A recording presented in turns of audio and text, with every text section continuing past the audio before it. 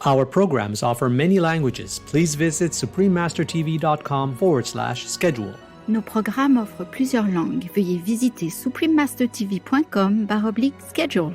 Nuestros programas ofrecen varios idiomas. Visiten suprememastertv.com/schedule. Τα προγράμματά μας προσφέρονται σε πολλές γλώσσες. Παρακαλούμε δείτε suprememastertv.com/schedule.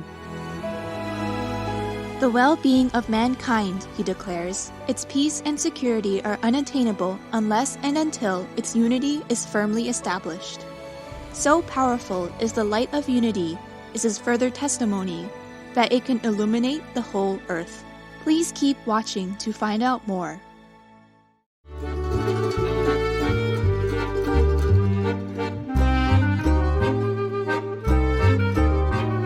Shalom, sincere viewers.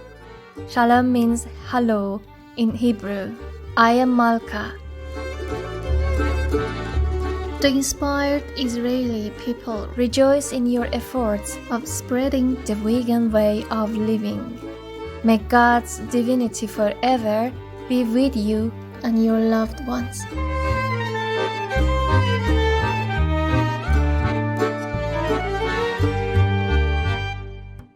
The Baha'i faith envisions an ideal society which can be achieved through principles such as gender equality, human equality, harmony between religion and science, universal educational opportunity, judicious world government, and the elimination of extremes of wealth and poverty.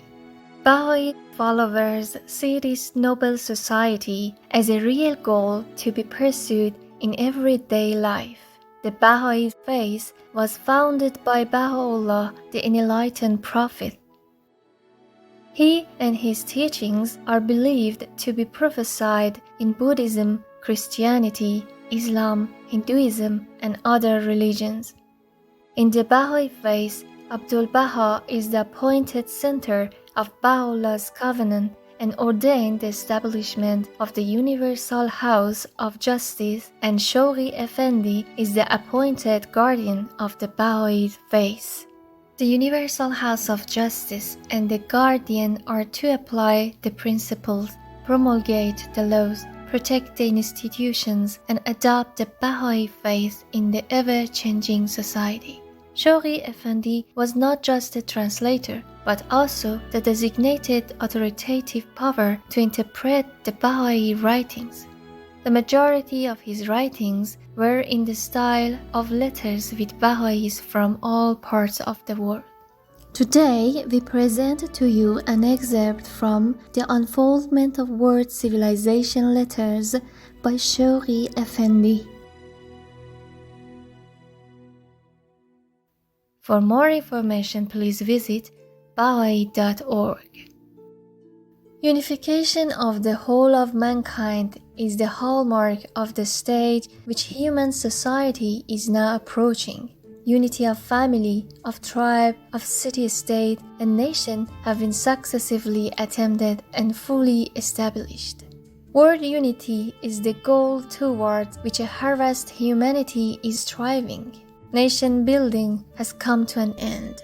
The anarchy inherent in a state sovereignty is moving towards a climax. A world growing to maturity must abandon this fetish, recognize the oneness and wholeness of human relationships, and establish once for all the machinery that can best incarnate this fundamental principle of its life.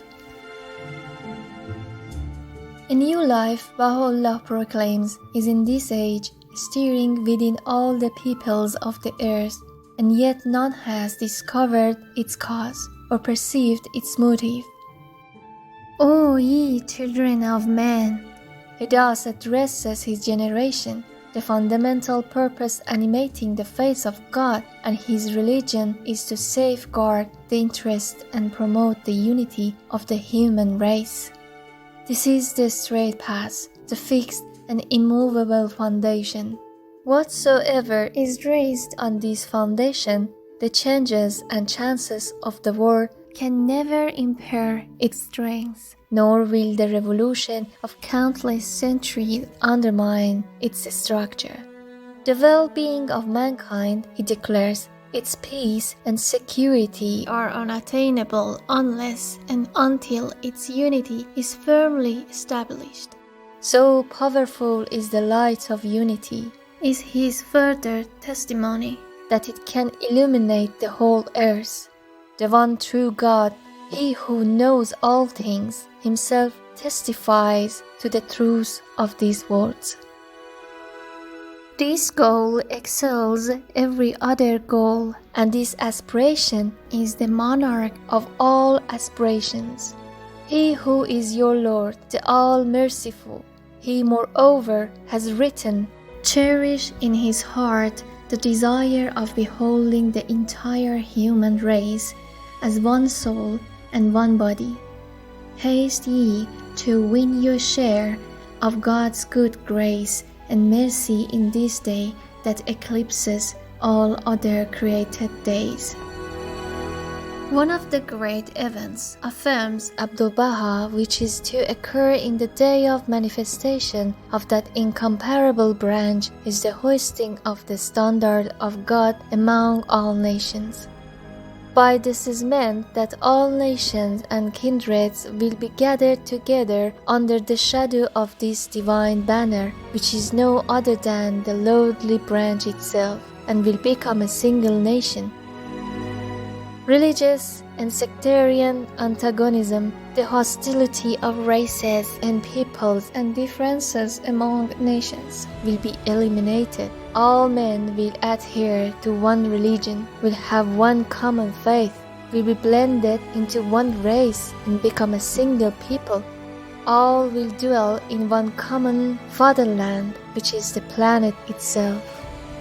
Now, in the word of being, he has moreover explained, the hand of divine power hath firmly laid the foundations of this all highest bounty and this wondrous gift. Whatsoever is latent in the innermost of this holy cycle shall gradually appear and be made manifest, for now is but the beginning of its growth, and the dayspring of the revelation of its signs. Ere the close of this century and of this age, it shall be made clear and evident how wondrous was that springtide, and how heavenly was that gift. No less enthralling the vision of Isaiah, the greatest of the Hebrew prophets, predicting as far back as 2,500 years ago the destiny which mankind must, at its stage of maturity, achieve.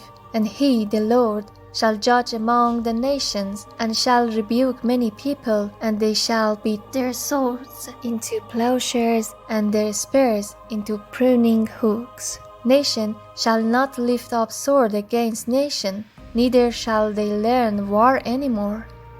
And there shall come forth a rod out of the stem of Jesse, and a branch shall grow out of his roots.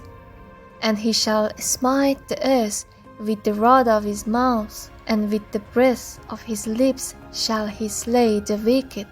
And righteousness shall be the girdle of his loins, and faithfulness the girdle of his reins. The wolf also shall dwell with the lamb, and the leopard shall lie down with the kid, and the calf and the young lion and the fatling together, and the sucking child shall play on the hole of the asp, and the weaned child shall put his hand on the cockatrice's den. They shall not hurt nor destroy in all my holy mountain, for the earth shall be full of the knowledge of the Lord, as the waters cover the sea.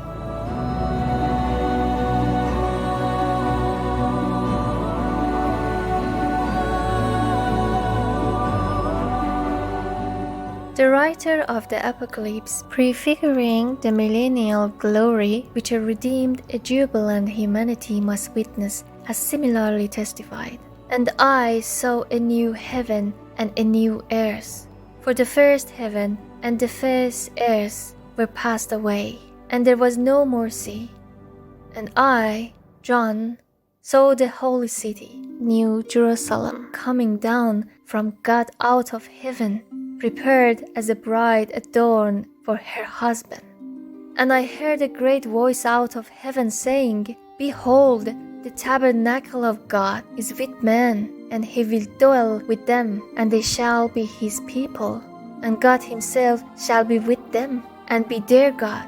And God shall wipe away all tears from their eyes, and there shall be no more death, neither sorrow, nor crying, neither shall there be any more pain, for the former things are passed away.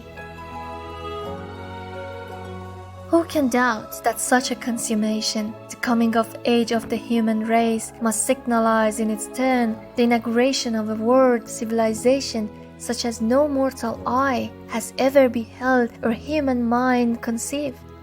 Who is it that can imagine the lofty standard which such a civilization, as it unfolds itself, is destined to attain? Who can measure the heights to which human intelligence, liberated from its shackles, will soar? Who can visualize the realms which the human spirit, vitalized by the outpouring light of Bahá'u'lláh, shining in the plenitude of its glory, will discover?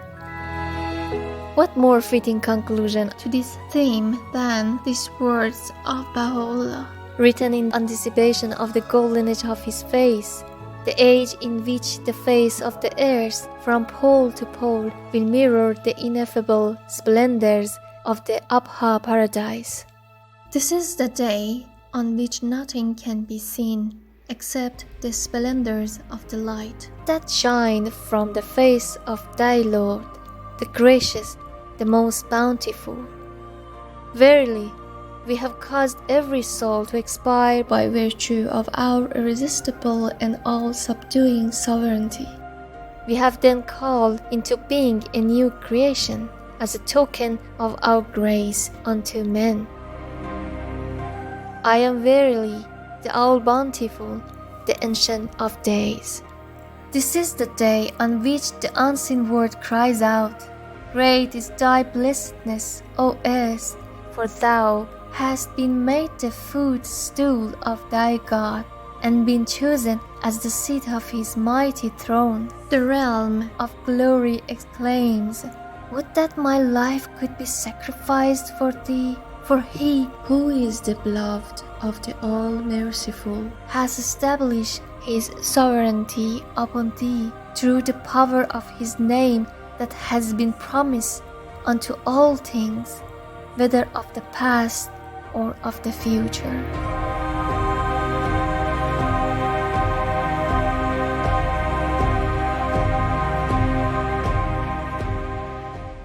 Many thanks, splendid viewers, for joining us for today's program on Words of Wisdom.